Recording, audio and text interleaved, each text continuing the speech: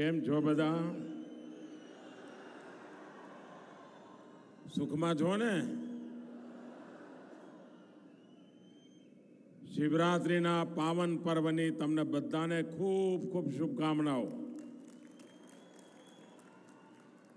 ભોળાનાથ હવનું ભલું કરે.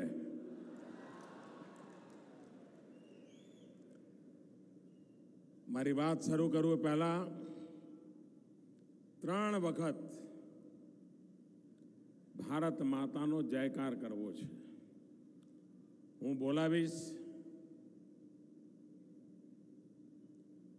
पराक्रमी भारत के लिए भारत माता की, विजयी भारत के लिए भारत माता की, वीर जवानों के लिए भारत माता की. मंच पर विराजमान राज्यना लोकप्रिय અને યશસ્વી મુખ્યમંત્રી વિજયભાઈ રૂપાણી,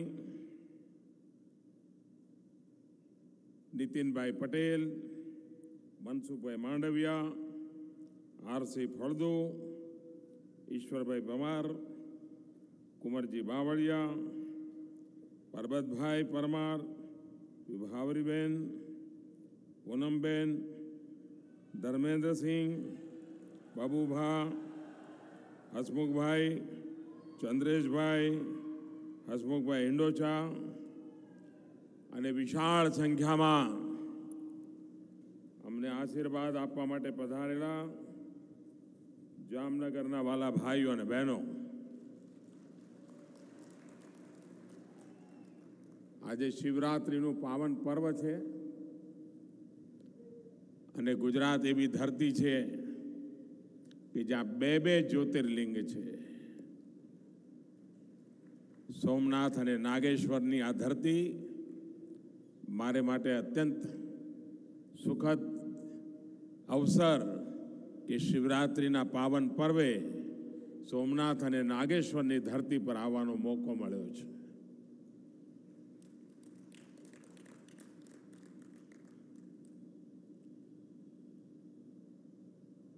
જ્યારે હું મુખ્યમંત્રી હતો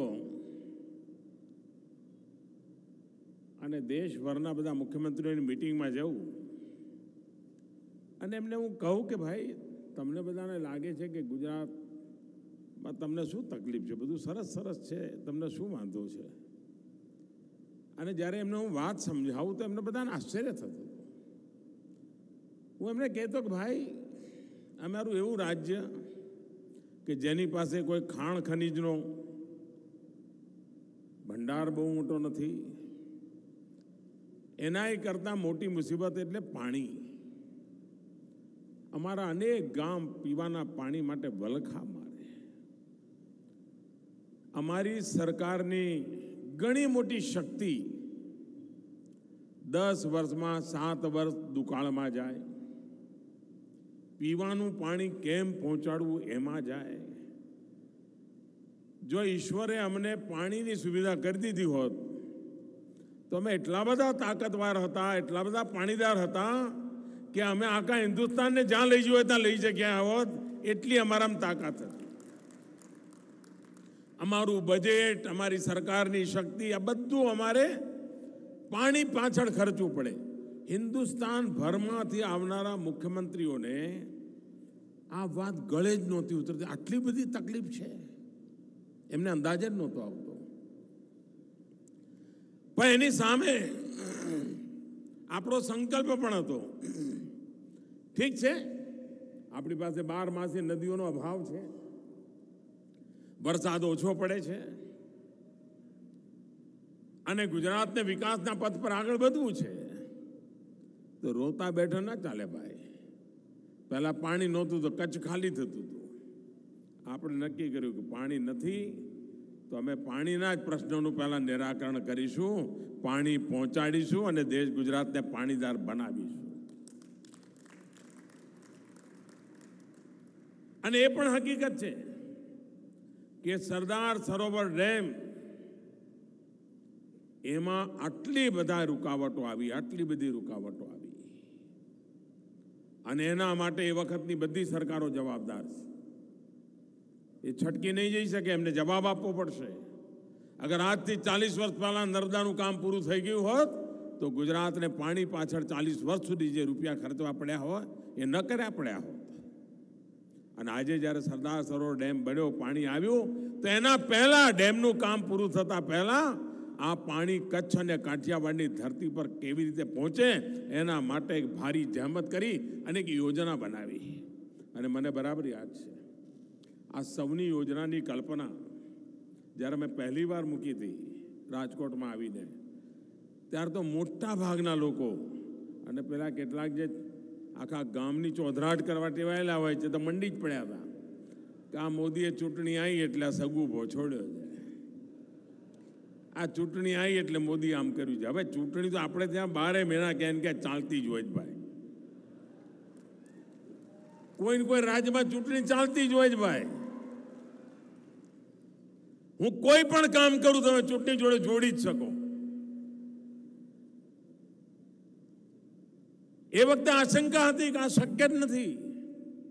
હજારો કરોડ રૂપિયા પાઇપ પાણીની લગાવવાની, પાણીને 20-20 માળ ઊંચા મકાન જેટલું ઊંચે લઈ જવાનું, અને એ પાણી આ બધું સંભવ જ નહોતું લાગતું. કારણ આપણે બહુ તો પેલા ટેન્કરો જોયેલી, હેન્ડપંપ જોયેલા, એનાથી લાંબુ પાણીના ઉકેલ કોઈ વિચારેલો જ નહીં. એક બાજુ એ માનસિકતા, એવા લોકોએ રાજ કર્યું જેમને ટેન્કરથી આગળ કાંઈ દેખાણું નહીં, અને અમે એવા લોકો આવ્યા કે જેણે પાઇપલાઇનથી 500-500, 700-700 કિલોમીટર, અને એવી પાઇપલાઇન કે જેમાં તમે મારુતિ લઈને હાલી શકો. અને એનું પરિણામ છે કે આજે સૌની યોજના પાણી પહોંચ્યું. કચ્છની સીમા પર બીએસએફના જવાનો, એમને નર્મદાનું તાજું પાણી પીવા મળતું હોય. આ કમાલ ટેકનોલોજી, એન્જિનિયરિંગ અને ઈચ્છા શક્તિ એના કારણે શક્ય બનતી હોય છે. મને ખુશી છે કે ગુજરાત છોડ્યા પછી પણ અમારી ટીમ એટલી જ લગનથી, સમયબદ્ધ રીતે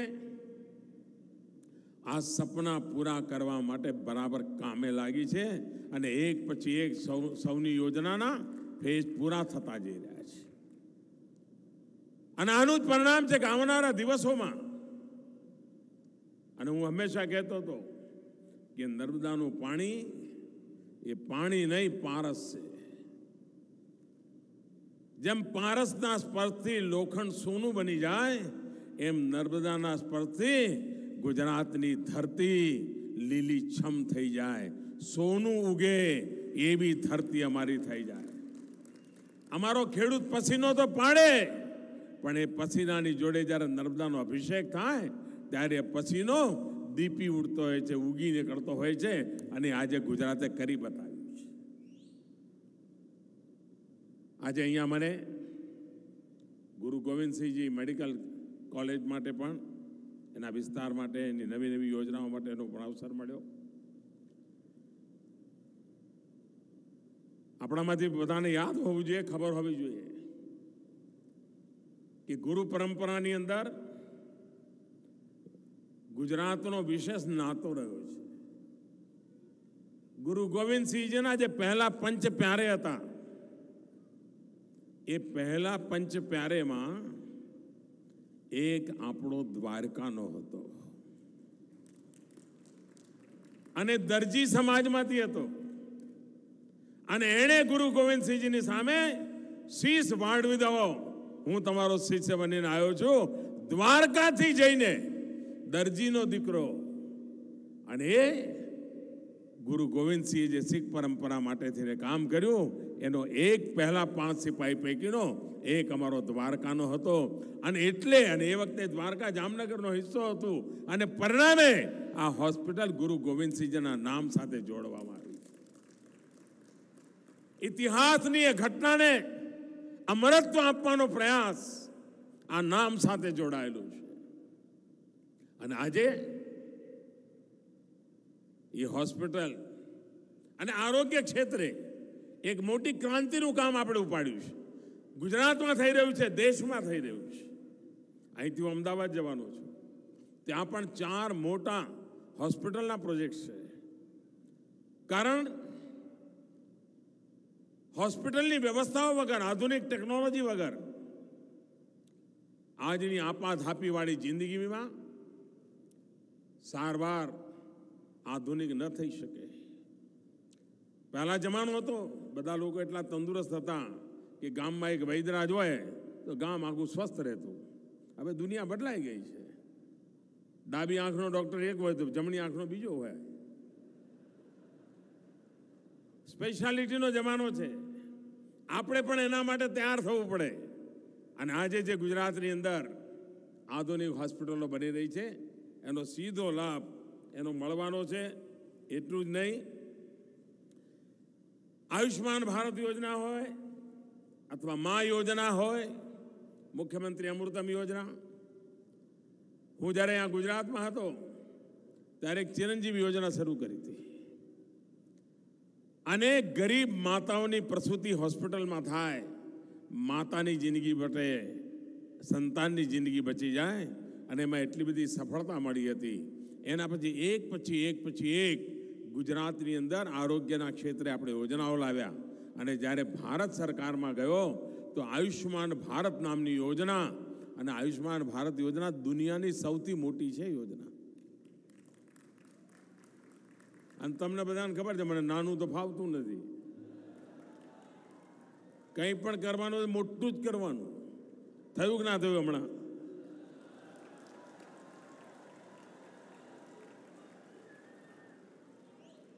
પાઇપલાઇન નાખવાની તો 500 મીટર, 500 કિલોમીટર, 900 કિલોમીટર, 700 કિલોમીટર. ડચકા ખાતા કામ નહીં કરવાના.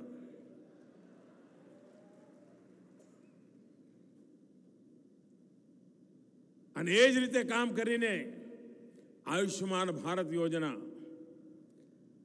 અમેરિકાની જનસંખ્યા, કેનેડાની જનસંખ્યા, મેક્સિકોની જનસંખ્યા, આ ત્રણેય દેશોની જનસંખ્યાનો સરવાળો કરીએ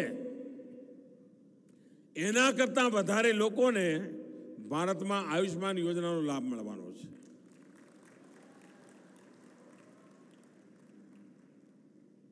કોઈ પણ ગરીબ પરિવાર 5 લાખ રૂપિયા વર્ષે, પરિવારમાં કોઈ પણ બીમાર થાય તો 5 લાખ રૂપિયા સુધીનું બિલ ભારત સરકાર ચૂકવશે. એને ક્યારેય ઓશિયાળા નહીં રહેવું પડે. એટલું જ નહીં, મોટામાં મોટી હોસ્પિટલમાં એ સારવાર લઈ શકશે. એવું નહીં કે પેલા સરકારી દવાખાનામાં જાય ને પછી બિચારો હાજે પાછો આવે ડૉક્ટરની રાહ જોઈને. ના, એનો હક છે. આ દેશમાં 15,000 કરતાં મોટી પ્રાઇવેટ હોસ્પિટલ આજે આ કામમાં આપણી ભાગીદાર બની છે. એટલું જ નહીં, આપણો જામનગરનો ભાઈ ભોપાલ ગયો હોય અને ભોપાલમાં માંદો પડી ગયો તો એણે જામનગર પાછા આવવાની રાહ જોવાની જરૂર નહીં. એ ભોપાલની હોસ્પિટલમાં જાય અને પેલું કાર્ડ બતાવે તો વગર પૈસે ભોપાલમાં સેવા થાય.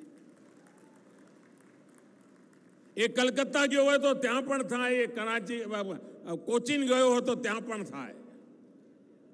હમણાં જરા મારા મગજમાં પેલું બધું વધારે ભરેલું પડ્યું છે, પણ સારું છે કે નહીં? હા, એ કરવું પડે ને ભાઈ.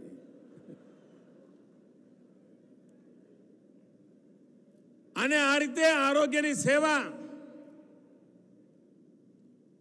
સામાન્ય માનવીને મળે. હવે આરોગ્યની સેવા મળે એવું નહીં, આના કારણે જે નાના નાના શહેરો છે ત્યાં મોટા મોટા હોસ્પિટલો આવવાની શક્યતા ઊભી થઈ છે. દેશમાં નવા 2 થી 3 હજાર મોટા હોસ્પિટલ આના કારણે આવવાની શક્યતા ઊભી થઈ છે. એક મોટું ક્ષેત્ર વિકાસ પામવાનું છે. અને એક હોસ્પિટલ બને એટલે સેંકડો લોકોને રોજગાર મળતો હોય છે. અનેક લોકોને ત્યાં નાના નાના ટેકનિશિયનો, કેટલા બધા લોકો જોઈતા હોય છે, એનું કામ મળતું હોય છે. દેશમાં આરોગ્ય ક્ષેત્રમાં એક મોટી ક્રાંતિ આના કારણે આવવાની છે. અને એવા હોસ્પિટલના કામની અંદર આજે અહીંયા મને જવાનો અવસર મળ્યો છે. પાણીની જ્યારે વાત થઈ છે ત્યારે પાણીમાં એક પ્રોબ્લેમ છે. પાણી એક એવું છે કે માણસને મર્યાદા ચૂકી જાય અને ત્યાં જ સંકટ શરૂ થાય.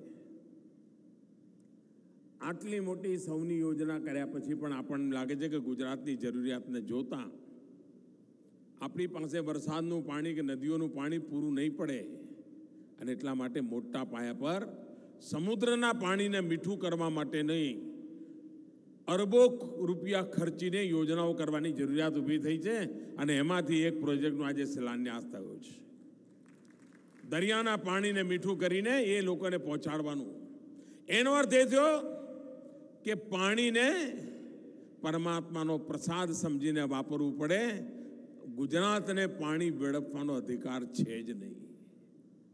આટલી મહેનત કરીને ગરીબને મળવું જોઈએ, એને 1 રૂપિયો મળવો જોઈએ તો 80 પૈસા આપ્યા, 20 પૈસા કાઢ્યા પાણી પહોંચાડવા માટે. કારણ પાણી નહીં હોય તો જીવન શક્ય નહીં બને. અનેક કામો, શાળાના ઓરડા બનાવવા પણ હોય, લાખ ઓરડા બનાવવાના હોય તો 10,000 ઓરડા ઓછા બનાયા, પણ એ પૈસા પાણીમાં મૂકવા પડ્યા. હોસ્પિટલ બનાવવાનું હોય તો થોડા પૈસા હોસ્પિટલમાં ઓછા કર્યા, પાણી માટે નાખ્યા. ગુજરાતની અંદર દરેક ક્ષેત્રમાંથી પાણી માટે થોડું કાઢવું જ પડે છે. એનો કે પાણી સૌથી વધારે મૂલ્યવાન બની ગયું છે. એવે વખતે ગુજરાતના પ્રત્યેક નાગરિકની જવાબદારી છે પાણી બચાવવાની. કિસાનની જવાબદારી છે ડ્રીપ ઇરિગેશન કરવાની. પાણી બચાવવું આપણા માટે અનિવાર્ય છે. બુંદ બુંદ પાણીનો ઉપયોગ કરવા માટેનું એક વાતાવરણ બનાવવું પડે. અને જેમ દેશમાં સ્વચ્છતા અભિયાન એક મોટી સફળતા અપાવી, સ્વચ્છતા અભિયાન જન આંદોલન બની ગયું અને આ વખતનો કુંભનો મેળો, ગુજરાતના જે લોકો આવતા હતા કુંભના મેળે જતા હતા અને પછી આવતા જતા મળે, સ્વચ્છતાના એટલા વખાણ કરતા હતા, એટલા બધા વખાણ કરતા હતા. કુંભના મેળાની સ્વચ્છતા લોકોને સ્પર્શી ગઈ. દેશમાં સ્વચ્છતા એક આંદોલન બની ગયું. મહાત્મા ગાંધી 100 વર્ષ પહેલા હરિદ્વારના કુંભમાં ગયા હતા અને એ વખતે એમણે કુંભનો મેળો સ્વચ્છ હોવો જોઈએ એ ઈચ્છા વ્યક્ત કરી હતી. 100 વર્ષ સુધી ન કરી શક્યા, આપણે કરીને બતાવ્યું. અને એટલે જેમ સ્વચ્છતાનું આંદોલન સફળ થયું તો ગુજરાતમાં પાણી બચાવ આંદોલન સફળ થાય કે ન થાય? આપણે એ દિશામાં આગળ વધી શકીએ. અને જ્યારે આજે પ્રભુ શિવને નર્મદાનો જળાભિષેક કરી રહ્યા છીએ તો આજે શિવરાત્રિના પાવન પર્વે સમગ્ર ગુજરાત સંકલ્પ કરે કે અમે પાણીને પણ બચાવીશું. તમે જુઓ, મોટી ક્રાંતિ આવી જશે. આજે અહીંયા રેલવેના પણ પ્રોજેક્ટ્સની યોજના બની. જે ગતિથી રેલવેનું કામ ચાલી રહ્યું છે, ઇલેક્ટ્રિફિકેશનનું હોય, ગેજ કન્વર્ઝનનું હોય, ડબલ લાઇનનું કામ હોય. પહેલાં થતું હતું એના કરતાં ડબલ સ્પીડ છે. હવે તમને બધાને નવું નહીં લાગે કારણ તમે મને જોયો છે કેવી રીતે કામ કરું છું, પણ દેશ લોકોના આશ્ચર્ય છે કે આવું થાય. હું એમને કહું છું ગુજરાત જોઈ આવું, થાય, બધું થાય, કરીએ તો થાય ને ભાઈ. અને આજે દેશમાં થઈ રહ્યું છે, દેશમાં થઈ રહ્યું છે. રેલવેના કામની અંદર ગતિ આવી છે. આધુનિક રેલવે, આધુનિક રેલ કોચની વ્યવસ્થાઓ, આ બધું જ શક્ય બન્યું છે. અને ડબલ સ્પીડથી પહેલા કરતા જે કામ થતા હતા એના કરતા ડબલ થઈ ગઈ. આપણે પ્રધાનમંત્રી કિસાન સન્માન નિધિની એક યોજના લાવ્યા. 5 એકર અને તેનાથી ઓછી જમીન એવા ખેડૂતને વર્ષે 6,000 રૂપિયા સીધા એના બેંકના ખાતામાં પહોંચી જશે. દરેક સિઝન પહેલા 2,000 રૂપિયા પહોંચી જશે. એને ખાતર ખરીદવાનું હોય, એને બીજ ખરીદવાના હોય, દવા લાવવાની હોય, એને કામ આવશે. અને એવો ગપગોળો ચલાવ્યો જૂના લોકોએ. 10 વર્ષમાં એકવાર એમને તાવ આવે, દેવું માફ કરવાનું. ચૂંટણી આવી નથી કે દેવું માફ કરો, દેવું માફ કરો, ભાષણ ચાલુ કરી દે, કશું કરવાનું નહીં. 10 વર્ષ સુધી ખેડૂત જે થવું હોય થાય, કશું કરવાનું નહીં. અને તમને આશ્ચર્ય થશે, 2008-9માં એમણે આ ચૂંટણી ધ્યાનમાં રાખીને દેવા નાબૂદીની વાત કરેલી જૂની સરકારે. 6 લાખ કરોડ રૂપિયાનું દેવું હતું દેશના કિસાનો. માફ કેટલા કર્યા? 52,000 કરોડ. અને વોટ બધાને છેતરીને લઈ ગયા, બધાની આંખમાં ધૂળ નાખી. અને ચૂંટણી પત્યા પછી કિસાન શું કરે બિચારો? એમ ભાઈ નિયમમાં મારું નહોતું થયું, મારું આવ્યું નહીં. આ મૂર્ખ બનાવવાના જ કાર્યક્રમો કર્યા છે આપણે એવી યોજના લાયા છે કે દર વર્ષે 75,000 કરોડ રૂપિયા ખેડૂતના ખાતામાં જમા થશે અને 10 વર્ષે 7.5 લાખ રૂપિયા ખેડૂતના ખાતામાં પહોંચી ગયા હશે. એનો અર્થ કે ગામડામાં 7.5 લાખ કરોડ રૂપિયા ઢગલો થયો હોય ગામડામાં, એટલે ગામડાની આખી ઇકોનોમી બદલાઈ જાય ભાઈ. 7.5 લાખ કરોડ રૂપિયા ગામડામાં ઠલવાણા હોય એટલે ગામડાનો માનવી પહેલા સાયકલ ના ખરીદતો હોય તો સાયકલ ખરીદે, છોકરા માટે બૂટ ના લાવતો તો બૂટ લાવે, બૂટ લાવતો હોય મોજા ના લાવતો તો મોજા લાવે, ઘરની અંદર વાસણ સારા વસાવે, ઘરની અંદર સારું રાંધવાની કોશિશ કરે. એક પ્રકારે આખી ગામડાની ઇકોનોમી બદલાઈ જાય એવું કામ આપણે કર્યું છે. અને એ જ્યારે કર્જ માફી કરતા હતા તો ગામડામાં 100માંથી માંડ 20 કે 25 ખેડૂતોને લાભ મળતો હતો. આપણી યોજનાના કારણે 100માંથી લગભગ 90 ખેડૂતોને લાભ મળવાનો છે અને દર વર્ષે મળવાનો છે. ભાઈઓ બહેનો, સમસ્યાઓના સ્થાયી સમાધાન અને કોઈ પણ પ્રકારના વાલા દવલા વગર સબકા સાથ સબકા વિકાસ આ મંત્ર સાથે કામ કરીએ એટલે કેટલો બધો લાભ થતો હોય છે. હમણાં આપણે કિસાનોને જે લાભ મળે છે એ બધા લાભ પશુપાલકોને આપવાનો નિર્ણય કર્યો. કિસાન ક્રેડિટ કાર્ડ પશુપાલકને મળશે. જેમ સસ્તા દરે વ્યાજ બેંકના પૈસા મળે છે સસ્તા વ્યાજના દરે, એ જ રીતે પશુપાલકને મળશે. અને એ જ લાભ માછીમારને પણ આપ્યો. માછીમાર માટે પણ આની વ્યવસ્થા કરી. પહેલી વાર દેશમાં જ્યારે અટલજીની સરકાર બની હતી ત્યારે પહેલી વાર આદિવાસીઓ માટેનો એક અલગ વિભાગ બન્યો હતો. આદિવાસીઓ માટે વિભાગ નહોતો આપણા દેશમાં. આ દેશમાં મોદી સરકાર આવ્યા પછી પહેલી વાર માછીમારો માટે અલગ મંત્રાલય બનાવવામાં આવ્યું છે. અને માછીમારોના સમુદ્ર તટના બધા આખા દેશના માછીમારોની સમસ્યાઓ, માછીમારોનો વિકાસ, માછીમારીના ક્ષેત્રમાં આધુનિકતા, માછીમારીના ક્ષેત્રમાં કામ કરનાર લોકો માટે આધુનિક સંસાધનો, એનું આખું કામ. માછીમારને પણ કિસાન ક્રેડિટ જેવી સુવિધા, એ બેંકમાંથી ઓછા દરે વ્યાજે પૈસા લઈ શકે અને એને પણ જેમ ખેડૂતને પૈસા મળે છે એવી રીતે પૈસા મળે. આનું કામ આપણે કર્યું છે. સ્થાયી પરિવર્તન કેવી રીતે લાવી શકાય એની ચિંતા કરી છે. ડીપ સી કરવા જાય અમારો કિસાન માછીમાર, કિનારે કિનારે કરે બહુ મળે નહીં બિચારા, અંદર જાય તો કમાણી મોટી થાય, ઓછી મહેનતે થાય. અને એના માટે જે પ્રકારના વેસલ જોઈએ એ બનાવવામાં એનો સુધારો કરવા માટે ભારત સરકાર સબસિડી આપે છે, 15 લાખ રૂપિયાની સબસિડી, જેથી કરીને મારો માછીમાર ઊંડા સમુદ્રમાં જઈને મોટી ઇન્કમ કરી શકે. એના માટેનું કામ આપણે કર્યું છે.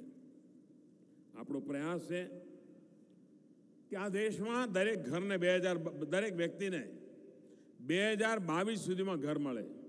મેં તમને કહ્યું મને નાનું તો ફાવતું જ નથી. જે કરવું એ પૂરું કરવું, મોટું કરવું, જલ્દી કરવું. 2022 સુધીમાં આ દેશમાં એક પણ વ્યક્તિ એવો ના હોય, એક પણ પરિવાર એવું ના હોય કે જેને પોતાની માલિકીનું ઘર ના હોય અને પાક્કું ઘર ના હોય. ભૂતકાળમાં જે સરકાર ગઈ ને એણે 25 લાખ મકાન બનાવ્યા હતા. અમે આ 55 મહિનાની અંદર 1,30,00,000 મકાન બનાવી દીધા. અને એટલે જ હું કહું છું 2022 સુધીમાં આ દેશના પ્રત્યેક વ્યક્તિને ઘર મળશે. અને ઘર મળે એટલે ખાલી 4 દિવાલો નહીં, ગેસનું કનેક્શન, વીજળીનું કનેક્શન, પાણીનું કનેક્શન, નજીકમાં નિશાળ, બધું જ, આધું અધૂરું કંઈ નહીં. આ પૂરી યોજના સાથે કામ ચાલી રહ્યું છે. અને એ કામ પૂરા કરવાની દિશામાં આજે જામનગરની અંદર પણ મને મકાનની ચાવીઓ આપવાનો અવસર મળ્યો છે. અને જે મારું જેને નથી મળ્યા એમને પણ હું કહી દઉં છું, મોદી સરકાર ફરી આવવાની છે ને 2022માં મારું સપનું છે દરેકને ઘર આપવાનું મળવાનું જ છે, બધાને મળવાનું છે. અને એટલા માટે મારો આગ્રહ છે, આપણા ત્યાં જામનગર એટલે લઘુ ઉદ્યોગનું એક પ્રકારનું મોટું વિશાળ ફલક, લઘુ ઉદ્યોગોના કારણે જામનગરની આન બાન અને શાન છે. આ લઘુ ઉદ્યોગના વિકાસને માટે ભારત સરકારે અનેક યોજના, પહેલી વાર તમે ઓનલાઈન જઈને લઘુ ઉદ્યોગના લોકો પોતાને બેંક લોન જોઈતી હોય, બેંકોના ચક્કર કાપવાની જરૂર નહીં, ખાલી તમે ઓનલાઈન ભરી દો. 59 મિનિટમાં 1 કરોડ રૂપિયા સુધીની લોન મંજૂર થાય છે. 59 મિનિટમાં. કોઈની કટકી બટકી બધું બંધ. બેન્કરને ચા પાવડાની જરૂર ન પડે, સાહેબ કહેવાની જરૂર નહીં. ઓનલાઈન કરો, 59 મિનિટમાં તમારા દસ્તાવેજ મૂકો, તમને હક મળી જાય. આ પ્રકારની ક્રાંતિ લાવવાનું કામ આજે આ સરકારે કર્યું છે. અને એના કારણે ease of doing business 142 number પરથી 77 પર આવી આવડો મોટો જમ્પ લગાવી દીધો. કારણ કે એમાં જે લાયસન્સ, ટીકણું, ફલાણું બધી મુસીબતો હતી, બધી દૂર કરી દીધી. જેનો લાભ જામનગર, મોરબી, રાજકોટ આ બધા નાના નાના કારખાનાઓને આખું મોટી એક જબરજસ્ત મોટું વાતાવરણ બન્યું છે. આ લઘુ ઉદ્યોગો માટે મોટો ફાયદો, એન્જિનિયરિંગ વર્કની અંદર કામ કરનારા લોકો માટે ફાયદો, મેન્યુફેક્ચરિંગના ક્ષેત્રમાં જનારા લોકોને ફાયદો. જીએસટીના બધા જ કાયદાઓમાં જેમ જેમ આપણને ખબર પડે કે અહીં જરૂર છે સુધારા કરતા જઈએ છે.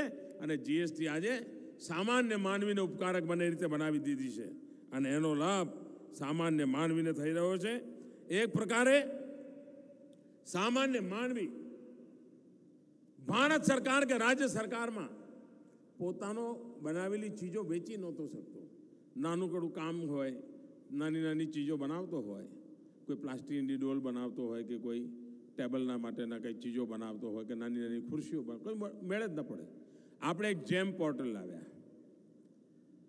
જેમ પોર્ટલની અંદર તમે રજીસ્ટ્રી કરાવો, ભારત સરકારમાં જેને જોઈતું હોય ત્યાં લખી નાખે, મોકલવાવાળો ત્યાં લખે.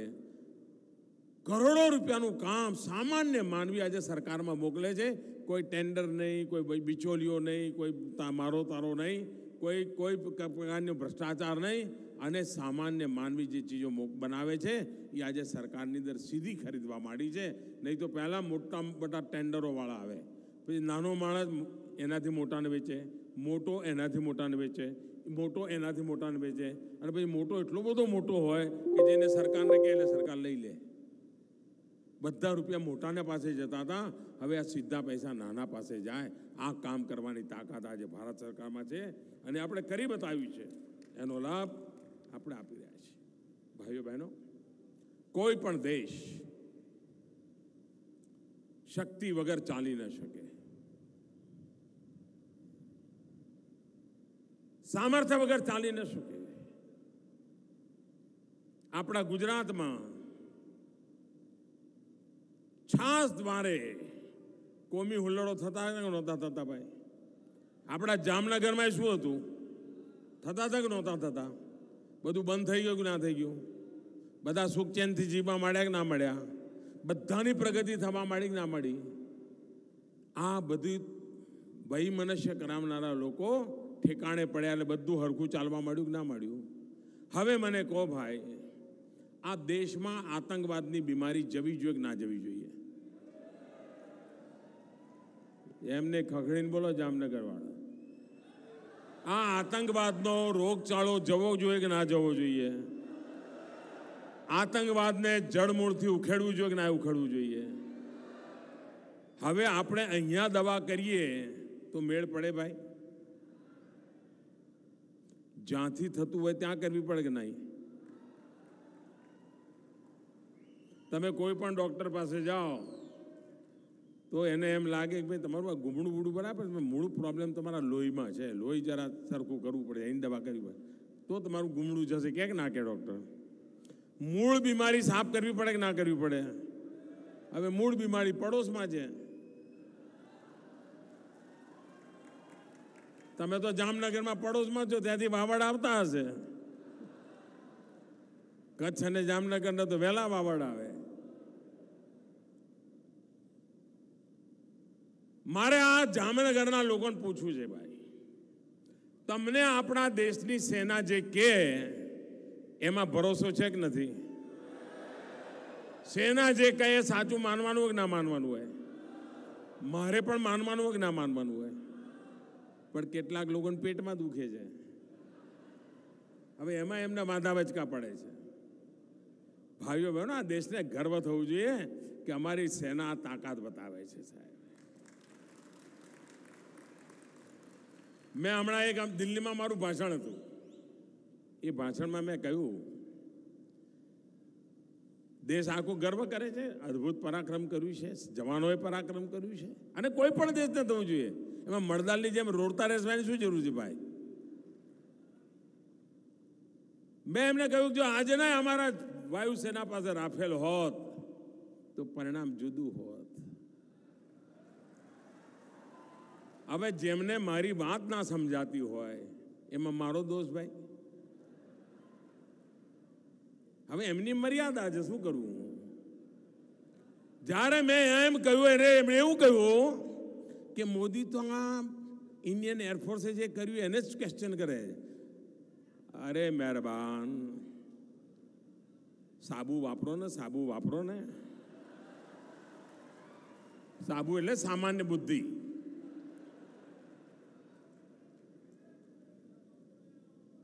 એર સ્ટ્રાઇક સમયે અમારા જવાનોના હાથમાં રાફેલ હોત તો અમારું એકે જાત નહીં અને એમનું એકે બચત નહીં. આ મારો હિસાબ છે ભાઈ.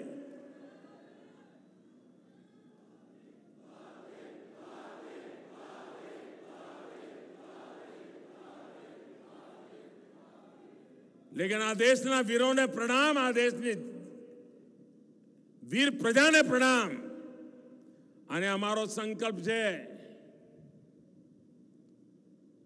આ દેશને તબાહ કરનારા કોઈ પણ લોકો હશે, એમના આંકાઓ પેલે પાર બેઠા હશે તો પણ આ દેશ જપીને નહીં બેસે.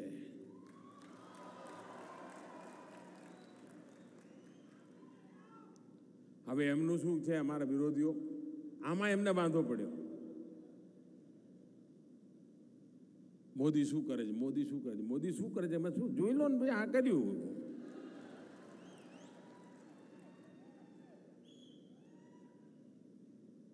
એમનો મંત્ર છે આવો ભેગા મળો, મોદીને ખતમ કરો.